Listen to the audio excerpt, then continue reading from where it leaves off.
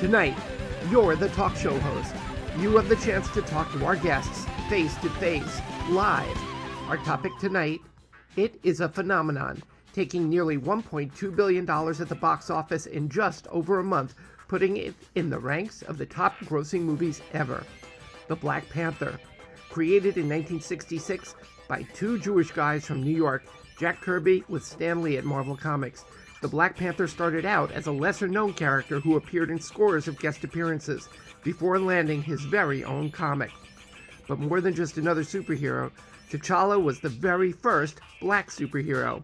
And today, the fictional king of Wakanda is not just a superhero, but an icon, a symbol that has taken on social and cultural relevance for millions of fans.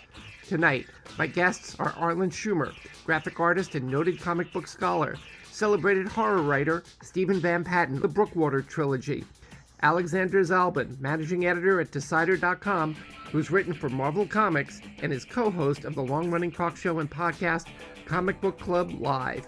And you. It's simple. First, log in at AskThemYourself.com. Then, via Skype or FaceTime, come on camera and be part of the conversation. I'm David Levin, your host, but tonight I'm getting out of the way so you can ask them yourself. Hey, and welcome to Ask Them Yourself, and I'm David Levin, your host, and today we have some great guests with us for a conversation that is all about the Black Panther. So I want to introduce them to you right now. First, I'm going to introduce on our left, that is Alexander Zalben. Hi, how are you? Okay, and we've got Arlen Schumer in the upper right-hand corner. How are you, David? Hey, Alex. Hey, Steve. Good, and say hello to Steve Van Patten. Hey, Steve. Hello, everybody. So we are here today, and we are talking about the Black Panther and all things Black Panther, and it's a pretty amazing phenomenon. The whole thing is just quite astonishing. Who wants to get started? What do you think about what's been going on with the Black Panther and this whole phenomenon that's happening in real life? Who wants to get started? Alexander? Sure. I come from the perspective of I read the character of the Black Panther a lot in comics, but it wasn't until recently, until Ta-Nehisi Coast's run, that I really kind of religiously read the book. I read Reginald Hudlin's back in the day. I used to bring in this crazy buzz whenever I talked about it. It would just go bzz, bzz, bzz. I'm kidding. But the movie is enormous, and I think you could kind of tell it was going to be an insane cultural phenomenon. I was talking to people on Twitter a little bit when they started tracking the movie, and they were like, well, we think maybe it'll break 100 million. And then it broke $1 billion. It was pretty clear that there was something bubbling below the surface. People really wanted to see this movie. How about you, Arlen? What did you think? Did you think this was going to be the phenomenon that it's turning into? Well, nobody's going to say it would have, or I said, put it this way. Of course, to me, it was going to be major. It's no different than Wonder Woman being this successful. In other words, finally, two major markets, women and black people have been waiting for a black superhero. Women have been waiting for the great female superhero, because you got to remember, both of these creations, Wonder Woman is 70 years old, and Black Panther is 50 years old. So it's not like these are new fads. These are superheroes. If you just make a good movie, or quote, a great movie, name Batman on a marquee, you're going to get $100 million open, even if it's made by Ed Wood. People love Batman. You put Wonder Woman on a marquee. You put the Black Panther. Finally, a black superhero. I mean, it was really a no-brainer. Whether we knew it was going to make $4 billion, but I'm telling you, did get a great director. What do you think, Steve? Well, my perspective as a comic book reader, pretty much for my life. The adult in me was very pleased, very happy as a superhero to see this movie. The 10-year-old Stephen Van Patten was jumping up and down and screaming. It's. I'm not even going to go out and say that it's greatest movie of all time or anything like that. But I will say that for me, this was such a refreshing change of pace. And there's so many other little things that just filled me with all kinds of pride and happiness. I tell you, just complete side note, Ruth Carter, the woman that did the costumes on this movie. Yeah. Just give her a statue now. Because, I mean, that alone, yeah, that one aspect of the movie was just made it. And it's so cool because it's like, I've spoken to some Africans and they're just happy to see their country, in modern time. He still goes with the whole stereotype of, and it's ridiculed a bit in the movie, the whole stereotype of, oh, well, there's nothing in Africa. What are you talking about? It's like, no. There's actually people out there with plenty of money, plenty of access, kids that travel back and forth to Dubai every week. Right. So that whole stereotype that comes from very uninformed people that obviously. That's the old white view of Africa. But you want to know something? It's in the very first Jack Kirby Black Panther story in 1966. Before the Black Panther Party was even formed, Kirby drew images of T'Chaka and the African kingdom. Did his research, and there were African motifs. I mean, Kirby, as a visionary that he was so ahead of the culture. Talk about the origins of Chala. Okay, well, since we're doing a visual medium, a couple years ago, I did a verbal visual essay called The Origin of Jack Kirby's Black Panther. You can see it there. And in it, I talk about the comic book origins of the character and how Kirby, where is it right there? Here we go. His original sketch for the Black Panther was a fully exposed black man, no mask. So anyway, the point is that Jack Kirby creating the Black Panther as a character called the Coal Tiger, C-O-A-L, in 1965 sometime, was intended to be a fully exposed black man. And then when he appears a year later in the spring of 1966, the first cover of him on the Fantastic Four was a full covered face mask. But there's a rejected cover that exists that shows the Black Panther with a half mask like Batman, exposing his black face. And that cover was rejected. We don't know exactly who, whether it was Stan Lee, the editor, or Martin Goodman, his uncle, the publisher. The point is the comic book urban legend is that the Southern distributors would not distribute in the spring of 1966, right smack in the middle of the civil rights era of protests. Selma was 1965, just the year Kirby creates the character. So the point is they were not going to accept a black superhero fully exposed on the cover, even a half mask. So I find it extremely ironic that here we are 50 years later in our so-called post-racial world, which we all know is not so post-racial. And finally, the black audience gets the black superhero that they've deserved for years. And yet, in an age when we're protesting the Washington Redskins logo for being racist, or the Cleveland Indians, buck-toothed Indian, that they just recently, by the way, got rid of, the idea that the Black Panther is still wearing a full face mask, as cool as it looks, as iconic as it is now, and that's not the point. The point is based on Jack Kirby's original intention, it is still a leftover of our racist past. Now, if you notice in the movie and in posters, at every chance they have, he doesn't have the face mask. So in some kind of divided way, they're honoring Kirby's original intentions. But in these superhero movies, all of the actors that wear masks, because they're grade A actors, they have to show their faces.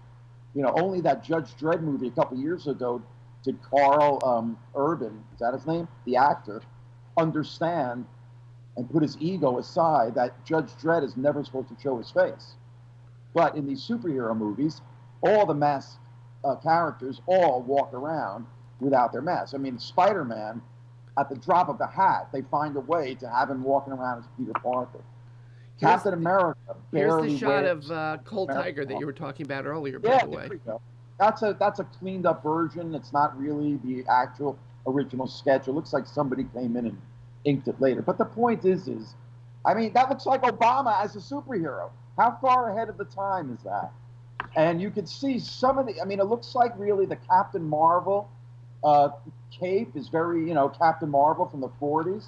But you can see that for this character to be dreamed up by Jack Kirby, a Jewish American artist, in 1965, Kirby brought back Captain America out of the tragedy of JFK's assassination.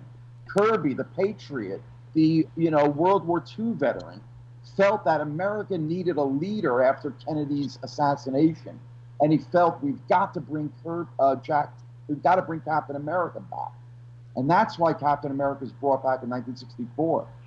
I bet you, and I go into this in my lecture, I bet you that Kirby, the humanistic Jewish liberal that he was aware of the civil rights movement and the Jewish assistance to that cause, not only philosophically and financially, but with boots on the ground, like the two Jews who died with Cheney in the famous 1964 Mississippi slaying that they made the movie out of. Okay, well, Those were two Jews.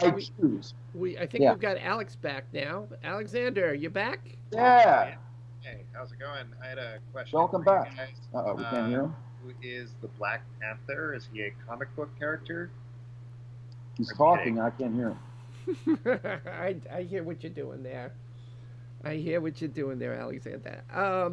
So talk a little bit about, Alex, what your first perceptions, when you first sort of became aware of the Black Panther, because you're somewhat younger than Arlen and I, who we sort of came upon him as it really happened, but talk about your experience with Black Panther. I was always... I can't hear him, David. Can you hear me, David? I can hear you, and you will hear him in a moment. Okay. So I was always aware of Black Panther not as a solo character, but kind of as a team character. I was a big Avengers fan growing up. So that's where I first encountered him, when he would interact with that team or show up in the book or be a guest star. And I never really read the Black Panther solo adventures until Reginald Hudlin took over, which at this point was, 10 years ago, something like that. And those books were great, and I really enjoyed what Reginald Hudlin did with it. I loved it even more when Shuri, Black Panther's sister, took over. So I enjoyed the solo adventures there, but it's not something that, first books that I started off with were X-Men and Fantastic Four and Avengers, and I had never really picked up Black Panther, so I didn't really have that passion about the character. If anything, I think I've become more passionate about him now through the movie. Why do you think that is? More than anything, I think, if anything, actually, in a weird way, it has to do with other people's passion about how excited they are about Black Panther. It's making me excited, and seeing people freak out about him. Civil War or the solo movie is great, and then Chadwick Boseman is also, he's great in the part. He's really good, and he brings. Just to take a little bit of a step back, as a comic book reader, I've always had this weird problem with kings as characters. I've always thought it's a little strange that, well, I'm the king of a kingdom, but I'm going to take a little time to go and be a superhero, just on the side, because I don't have enough stuff going on with my king thing. It's my same problem with Dr. Doom sometimes, where he's like, I am not busy, ever. I can go attack the Fantastic Four whenever I want. So I never quite got those characters, but I think what Chadwick Boseman brings to the character that I finally crisped it up and made me understand is he brings that regality, he brings that regalness to the character, makes it a superhero character at the same time. And I really like the arc that they've given him, at least over these two movies, where if you haven't watched Captain America Civil War recently, somebody gave me a really good tip at work, said, hey, watch that right before you go see Black Panther. Yes. And they really follow on each other nicely. Like, even though Black Panther is a standalone movie, you go see Captain America Civil War, and it's this young guy who's not king yet. His dad, spoiler, is killed. And then he learns that you shouldn't base your entire life on vengeance. That's what he learns by the end of the movie. And he takes that into his ventures in his solo movie, and you see him progress that way. So seeing somebody who hasn't been like the smartest person in the Marvel universe and a king for 50 years at this point and has everything going on, it gives it a little bit more of that classic Spider-Man Peter Parker quality of learning as you go, learning about your responsibility. And I think from the movies, at least, that's what I've sparked you more. Steve is back with us. Steve, can you hear me? Yes. Good. Steve, talk a little bit about the Black Panther for you growing up. I mean, it's you know, there weren't a lot of people of color in comic books, and when they were sort of portrayed in not the best way, if at all. Can you talk a little bit about that? Sure. I mean, to be completely honest, with my age and everything, the first black superhero I actually noticed was the Falcon. And then that later led to me finding Black Panther, and then because I became such a supernatural nut, Blade obviously became a huge part of my my whole comic book collecting makeup and all of that. But you're right, it's very far and few between, and like most media, you know, there was a shortage of heroes that look like me. So yeah. It was almost like I had to put it aside, like not even worry about it.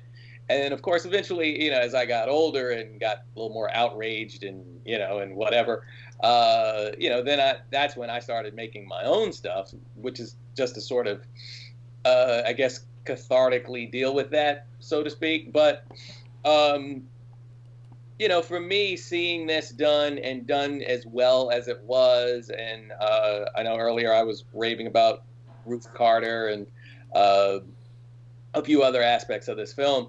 It was a really, really, you know, it was just like, it was something that kid in me had been waiting for, praying for, like that kind of a thing. And it was just great. I had a ball. And, you know, when we get into this, I know there's going to be a lot of talk about, you know, did Killmonger, you know, well, we do spoilers. I should probably back up a little bit. A little spoiler. It's a little spoilers there. If they haven't watched it by now after $1 billion, you know, then turn off your computer right now. There may be some spoilers coming up. I'm just going to tell you, come back and watch it when we're a rerun. Go ahead, I know. Steve. Everybody's podcast has different rules, so I didn't want to disrespect. But yeah, you know, there's a lot of talk about, well, you know, did Killmonger really have to die and all this other what? Exactly. But real quick, my wife is right off screen and she hasn't seen the movie, so feel free to spoil away. Oh, good. Oh, is she planning to see it? Yes, she is. It's all right. She says it's okay. Okay. Thank goodness.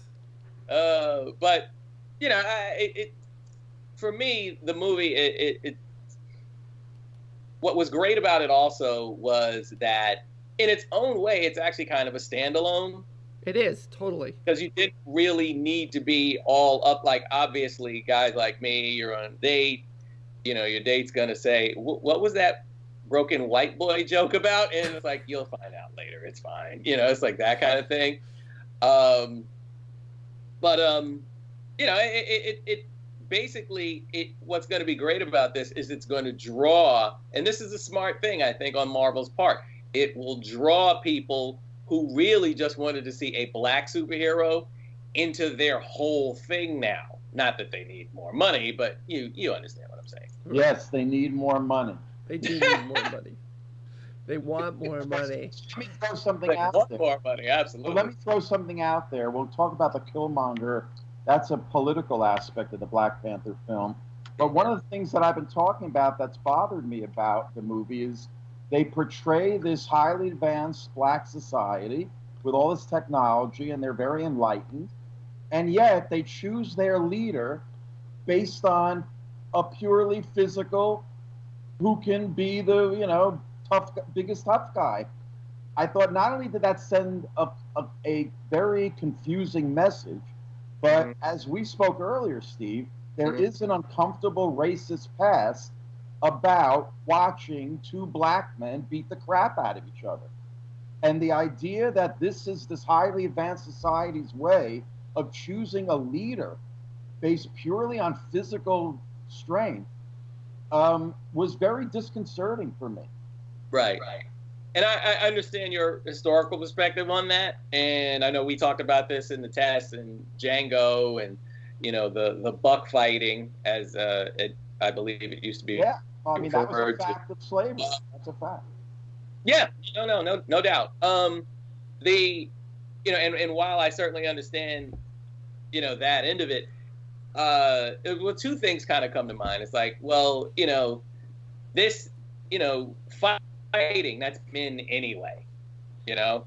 A lot of what happens, especially when you're young, gets settled not with, you know, debating why, you know, the base angles of a isosceles triangle are equal. They're settled on who's got the physical prowess. Sports, same thing. But again, it's not choosing your political leader based on, you know, who's the last man standing in a fight. Honestly, the way politics have been recently, I'm kind of wishing that we would. There's that. There is that. He whose name that should not be spoken, he galvanized his base by being a verbal basher. So there's that. But what more to the point of what I was going to say about that is, you know, one of the things any hero in any movie has to do is he has to establish dominance. So how do you do that? Usually in a superhero movie, whether it's Batman, Superman, or whatever, you eventually have to crack somebody in the head. No, that's not true. You see, the superheroes, at least from the Silver Age, the superheroes that they're making movies out of today, those superheroes, yes, there was always fighting in comics, but Superman used his brain over brawn. Batman uses wits. It wasn't always about who can beat the crap out of who. You know, ironically, Kirby brought that to Marvel Comics. You know, DC superheroes, when they got together, they never fought each other. But you see, Kirby tapped into that childlike enthusiasm where kids get together and say, who can beat each other up, the Thor or the Hulk? You know, who's stronger? Kirby brought that to comics. So the Marvel superheroes, when they met, first they fought and then they got along. But that was alien to the DC superhero universe where everybody was friends.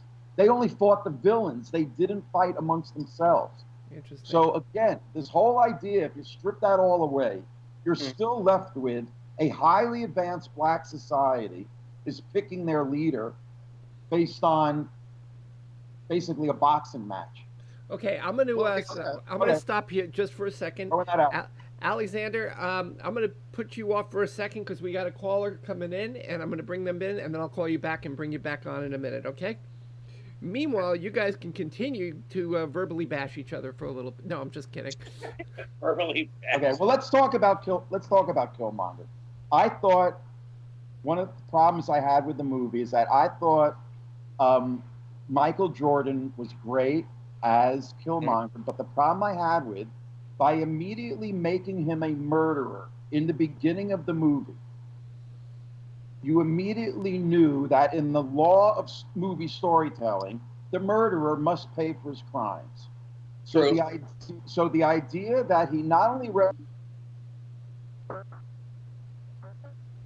represents, which is also not fair to Malcolm X either, but the idea in the black struggle that one side, and again, I'm simplifying things here, but ever since the 60s, it was always the idea that Malcolm X, and to a degree the Black Panthers, and I'm only doing the labeling here, I'm not agreeing with this label, but they were branded as using violence to effect change.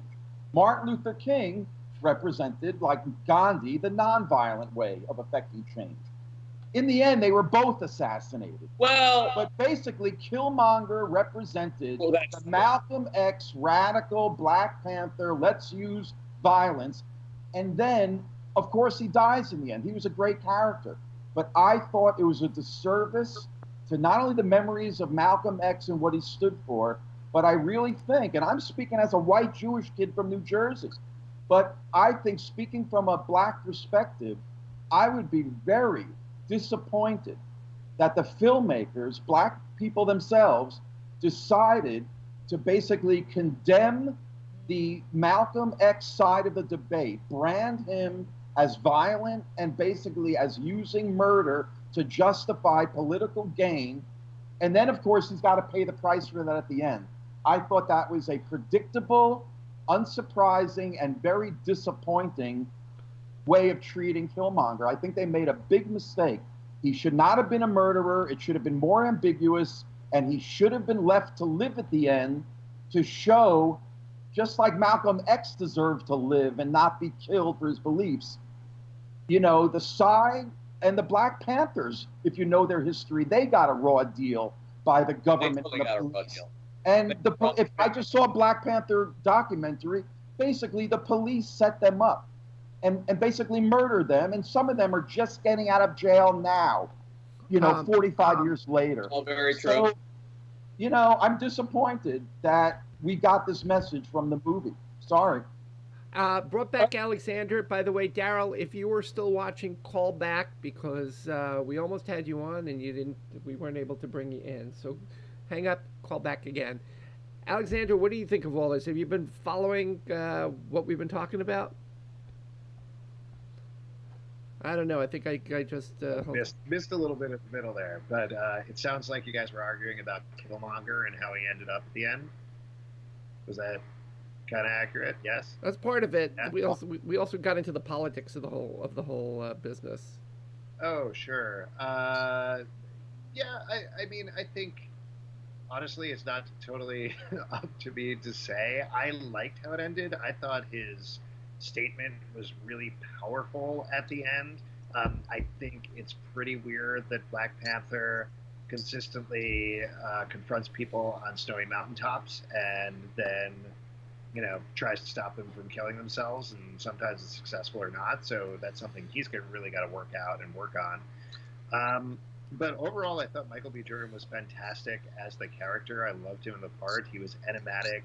And a conversation I had with a lot of people online that I thought was kind of correct is like, he had one point and he went about it the wrong way, is essentially what happened. Like he believed something. He believed the way to get it was through force. He's not exactly wrong, but he's certainly not right. And certainly in the world of superheroes, he's not right.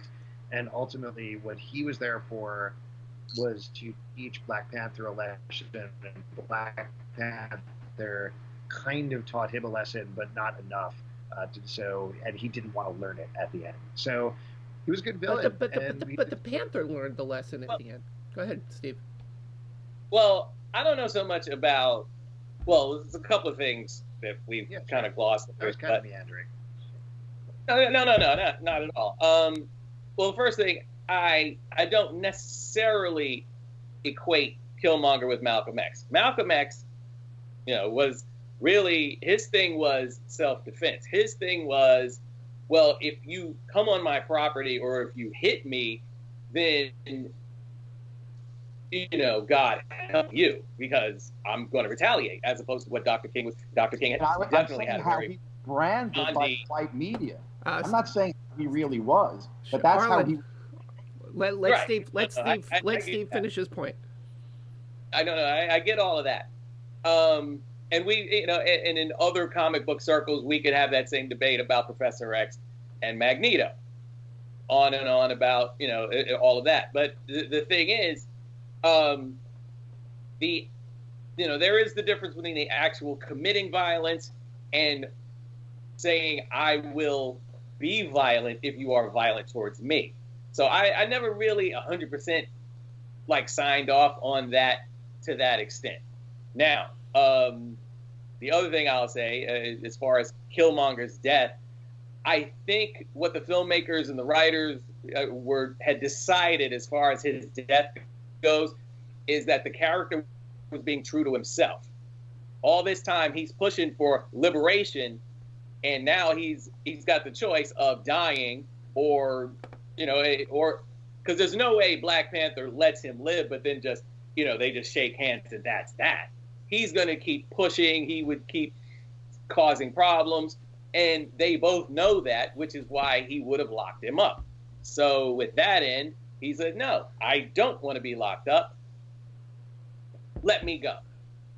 And I think that to a degree that made enough sense for me to not be overly troubled with it, besides the fact that we lost a really good sequel situation where he keeps pushing at him, kind of the way Loki keeps pushing at Thor. You forget we're talking about the Marvel Universe. People come back all the time. Even Bucky came back. And that's the other thing. Yeah. Go ahead.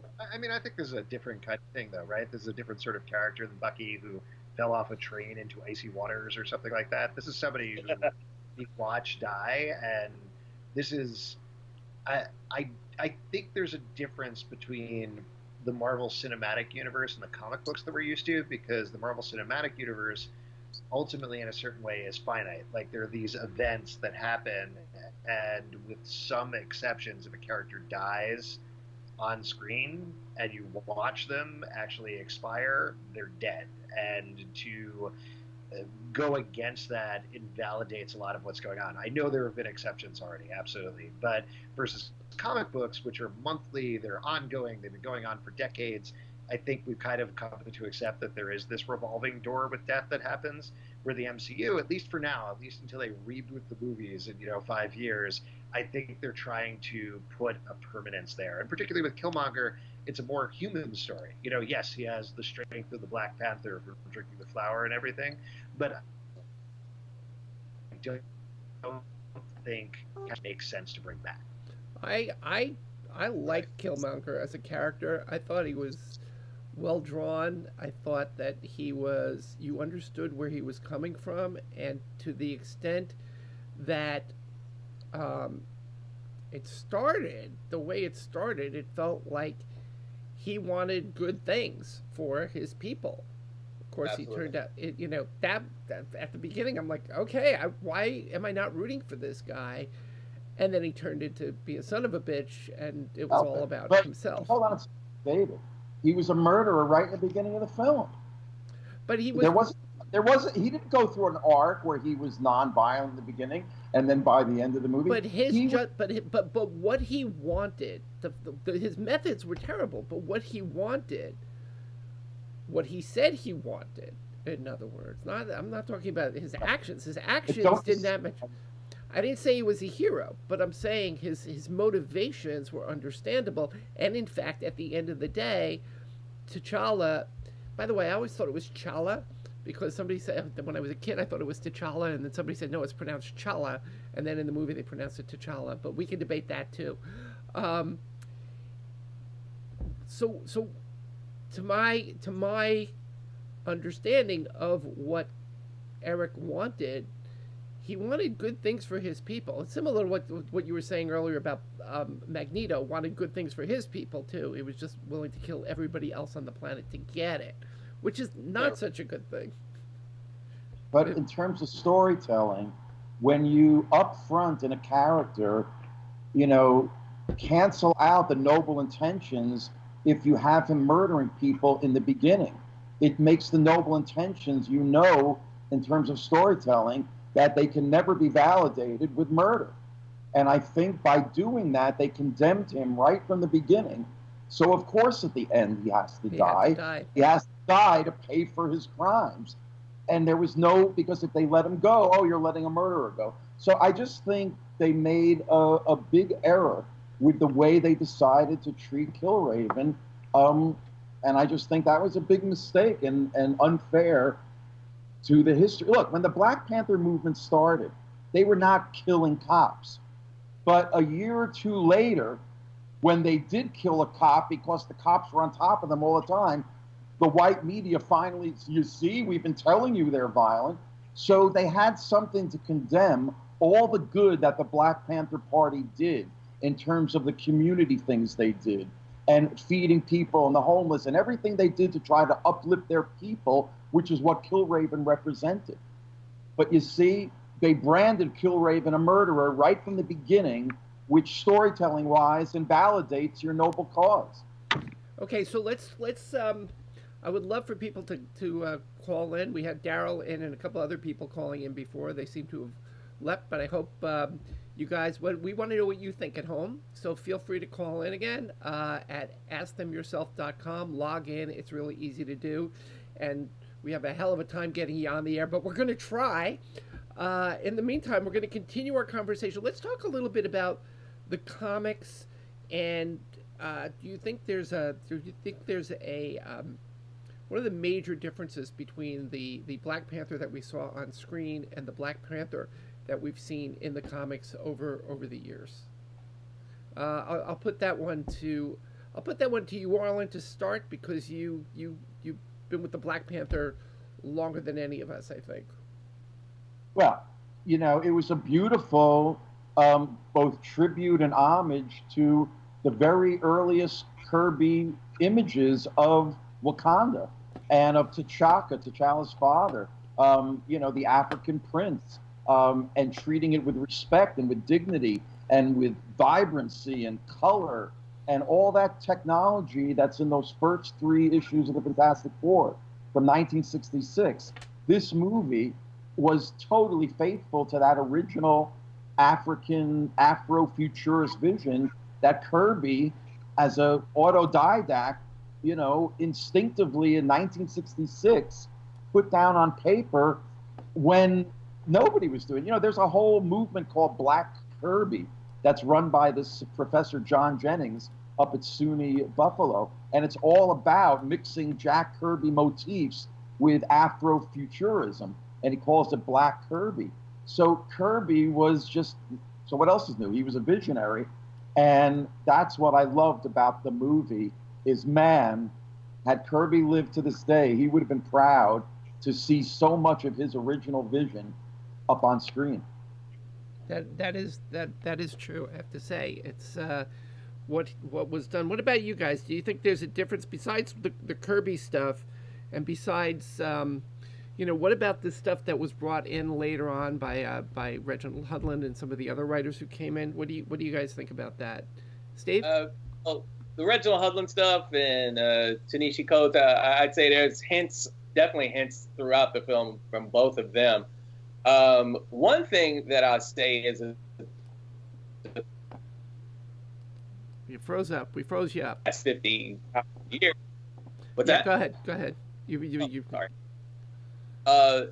Throughout the past 50 years or so, so Black Panther had a better chance of getting flushed out. In the comic books, I felt like there's always been a lot more play into how intelligent he is. Yeah. And while he was definitely intelligent, they kind of shifted the move a little bit over to Shuri, and I don't know if that was necessarily just to include her more or whatever. But basically, it's like in the movie, she comes across as the actual tech genius. Yeah. Right. Yeah. And and now he's kind of Captain Kirk in a way, in that he's the figurehead and he's delegated. So he's got Okoye, who's got the security thing down, so he doesn't necessarily have to do that if he doesn't want to, and he's got Shuri delegated to handling the tech. So that's a departure, but it's actually a refreshing departure because then that allowed the other characters to be better flushed out. Right. But that is definitely something I noticed. What was really I like what you said about the Captain Kirk thing. What was the other thing that I noticed that was really quite wonderful was that there were so many strong female characters in this movie. Alexander, why don't you talk about that for a little bit? Sure. I mean, it's exactly what I was saying, that it's more of a team movie than a solo movie, which is what was so surprising about it. And if anything, Okoye, to me, was the heart of the movie. I'm a big Walking Dead fan, so I've been watching Janae Guerrera on TV for 8 years at this point. She's the actress that plays Okoye. And she plays Michonne in there. If you know Walking Dead at all, she's a badass with a katana. Yeah. But has never really gotten to cut loose exactly on The Walking Dead. Seeing her in this movie, that fight scene in the casino in particular, Yeah. I got weirdly emotional when I was watching it because it felt like, oh, okay, this is what Danae Greer is capable of. Yeah. And we finally got to see the extent of her abilities in the fight scene, but also the emotional scenes, the emotional arc. You know, there's an emotional arc with T'Challa, and there's romantic stuff that's going on with Nakia, and Shuri gets these great moments as well. But Okoye is the heart of the film, and that is definitely a huge shift, which you're already seeing Marvel is swerving towards. They're doing a Dora Milaje mini-series where they're teaming up with other members of the Marvel Universe. Interesting. So clearly they know that they were the ones that really jumped out of the movie as well. And they're great. I mean, it was great to see. It's a little too bad I have a 8-year-old daughter, and I was hoping to say, oh, great, we can come on along and see the movie. But there's stuff that's maybe a little violent for an 8-year-old, so we'll wait to show her that. But I think it's a wonderful thing to see, and it's wonderful, even better that they're all across the board, well fleshed out characters will have a reason to be there and something to do. I love these characters. I thought these characters were every single one of them were so well drawn, and so it just. I saw the movie and I felt great. I felt great that a character who was such a secondary character early on, and yet had such an important place in so many parts of the Marvel universe. You know, he was part of the Avengers. He was part of the Fantastic Four. You know, he's teamed up with everyone from Captain America to Spider-Man to Daredevil. You know, he's a king, you know, which puts him on a level with the Doctor Dooms and the Submariners, and he can stand. Larry is standing with the Avengers, and it just works. And I think what's amazing about what Marvel has done in creating this universe, and this is something that I think Avi Arad said 20 years ago when he first started working with Marvel, even the smallest characters that you wouldn't look at twice are capable of generating $1 billion. And the fact that he said that at that time, and here we are with the Black Panther, who barely held on to sales back in the 70s, you know, and just enough. Here he is. Ant-Man, right. $1 billion industry, you know.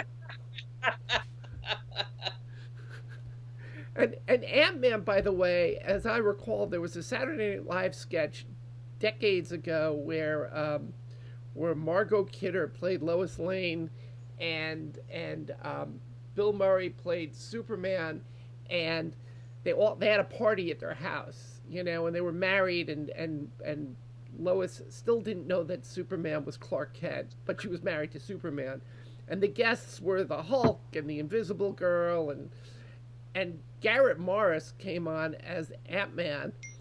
And like nobody paid him any respect whatsoever, which was hilarious.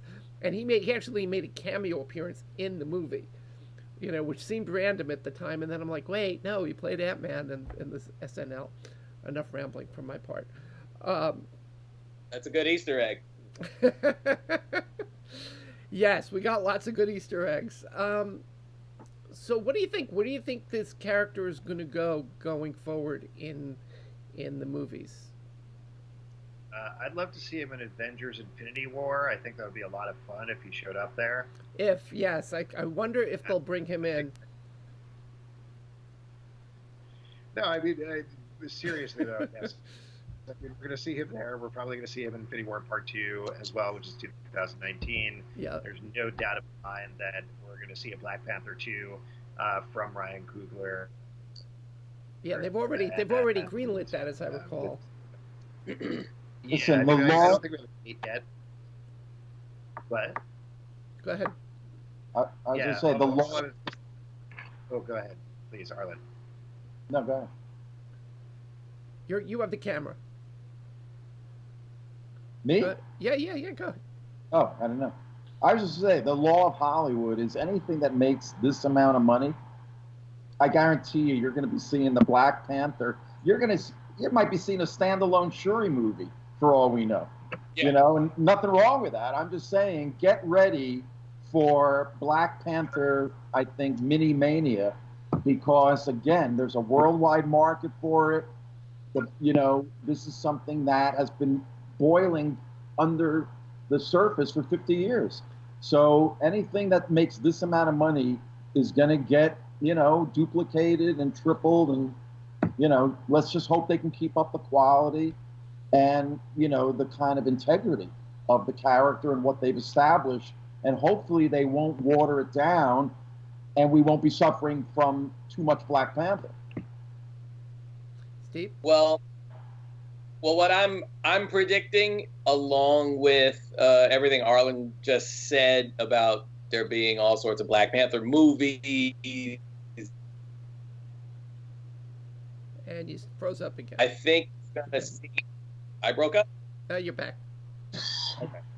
I think you're also going to see a lot of other characters, independent and otherwise, probably get a lot more light, because as Hollywood is known to do, it's like once a certain thing gets popular, then they're going to, okay, well, we got to, you know, every studio is going to run and find a property that's similar to Black Panther, but not, and, you know, and then next thing you know, it's going to be like, there's going to be months, like February, as a matter of fact, may turn into Black superhero release movie month. Listen, it's no coincidence that they debuted Black Lightning on television, exactly, you know, right around the time of the Black Panther movie. You know, and so yeah, I mean, but again, nothing wrong with that. The more the merrier. More female superheroes, more minorities. So everybody loves superheroes. There should be a superhero. Where is the great Asian superhero? You know, where is the great LGBT super? You know, everybody should be represented. Nothing wrong with that. That was the original promise, the Legion of Superheroes, these groups, the X-Men. Comics are all about the inclusionary aspect, that everybody, even though for years they were just white superheroes, mostly male, you know, look at how it's blossomed, where you've got gay superheroes, you've got, you know, everybody, at least in comics, and now they're beginning to appear in the films.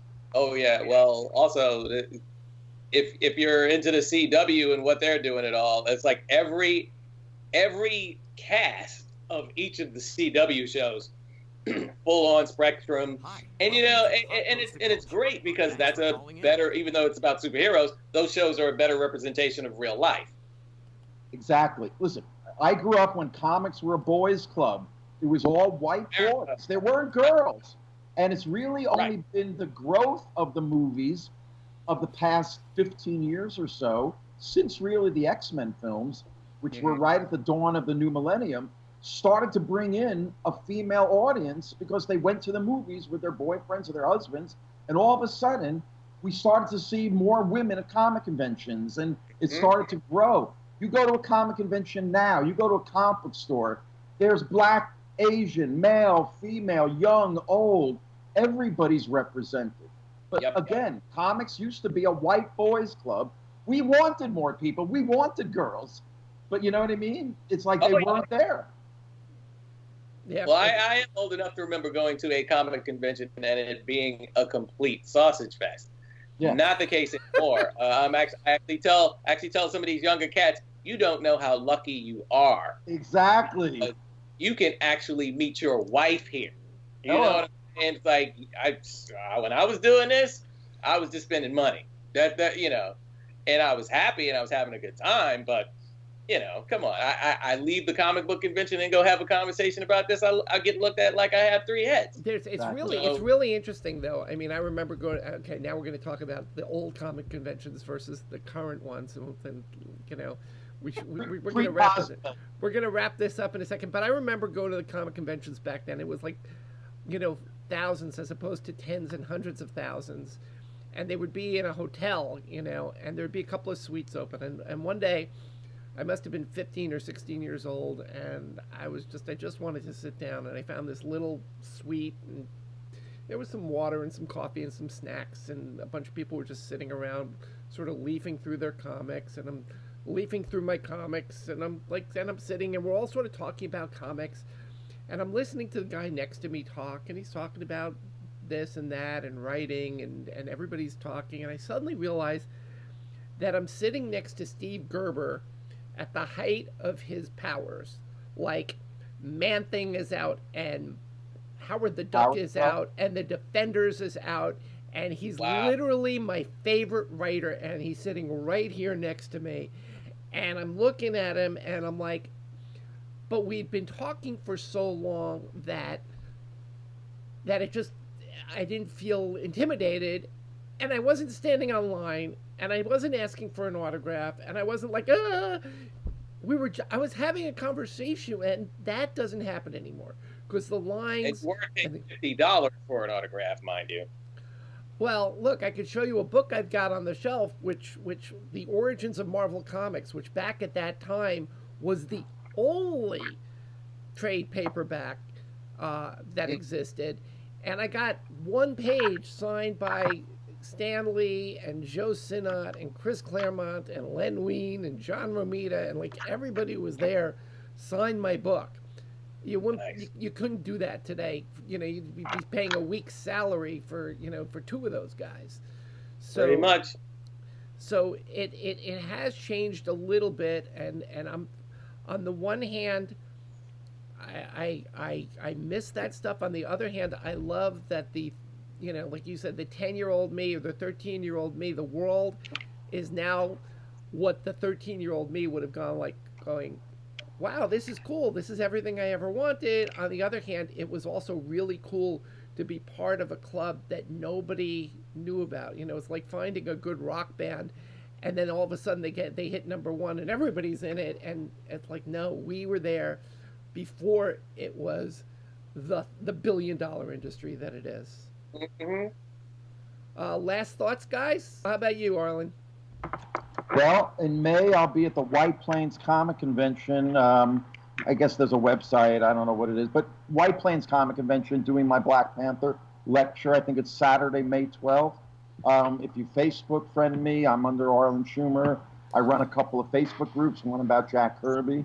And so come to see me there in May, Saturday, May 12th, and see how I talk about the Black Panther with images behind me. And I call what I do edutainment. I try to educate people, but make it as entertaining as possible. If you haven't seen Arlen's lectures, they really are entertaining, and you will learn stuff that you probably didn't know. Arlen does some really fun stuff. Steve, what do you want to plug today? Speaking of Afrofuturistic stuff, I am about to release the sequel to my first serial killer novel, Killer Genius. She Kills Because She Cares. Killer Genius, Attack of the Gym Rats, and it'll make sense when you read it. That'll be out this summer. That's what we're projecting right now. I'll be at Medgar Evers signing books and shaking hands and kissing babies this coming weekend. I'll be signing Killer Genius, Brookwater's Curse, volumes 1, 2, and 3. And, basically when I'm not doing that, I'm either managing a TV show or here writing something else. Very cool. And Alex, what do you got going on?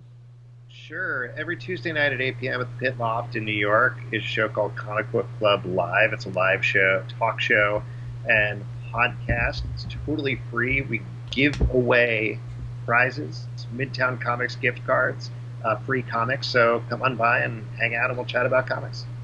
It is a very, very, very, very, very, very, very cool show. It is usually really funny, and if you ever felt like you wanted to go to see a talk show being shot, but nobody else is going to see it because there's no cameras there, but they're all talking about comics the whole time and getting into the minutia that you love. You really want to go see Comic Book Club. What's the website, Alex? comicbookclublive.com. Okay. Any other websites that you want to mention? Your websites? I'm at ArlenSchumer.com. And I'm at LaughingBlackVampire.com. Of course you are. All right, guys, this was fun. Next week, if you guys want to come back, if you're willing to subject yourself to the torture again, next week I want to talk about Krypton, which is going to be on premiering this week. So we'll talk about that, and I'd also love to talk about the New Gods. And Yes. I'd love to have you guys back. Thanks again, and to our folks at home, please watch us. If you liked what you saw and you want to help us figure out our technical stuff, make a contribution on Patreon. Follow us on Patreon. Make a contribution so we can spend more money to figure out how to make this work better. And you need some of that Black Panther money. I would take even a tiny little bit of that Black Panther money in a heartbeat. In a heartbeat. Guys, thank you so much. Vibranium. Yeah. I would love a little vibranium. Yes, send me a little bit, and we will do it again next time. You got it, man. Take care. Thanks, guys.